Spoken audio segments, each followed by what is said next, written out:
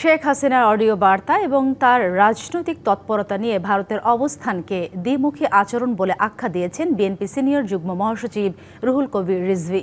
প্রধানমন্ত্রীর উপদেষ্টা অভিযোগ, ভারত প্রেমী হলে অন্য দেশে দাগী পলাতক আসামির অপরাধও অগ্রাহ্য করে দিল্লি। বৃহস্পতিবার সকালে রাজধানী গুলশানে গ্যালারি হামিদুজ্জামান ও বাংলাদেশ ফটো জার্নালিস্ট অ্যাসোসিয়েশনের যৌথ উদ্যোগে আলোকচিত্র প্রদর্শনী ঘুরে দেখে এসব কথা বলেন রিজভী।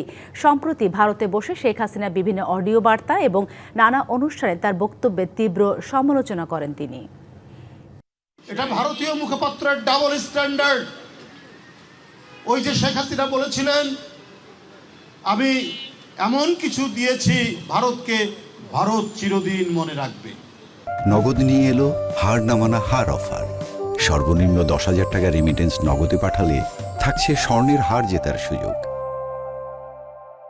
সে চিরদিন ভারত মনে রাখছে এবং রাখছে বলেই আজকে শেখ হাসিনার মতো পলাতক এবং এই বাংলাদেশের শিশু, কিশোর, ছাত্র, শ্রমিকের রক্ত পিপাসু একজন ভয়ঙ্কর জল্লাদকে সেইখানে কথা বলার সুযোগ দিচ্ছে।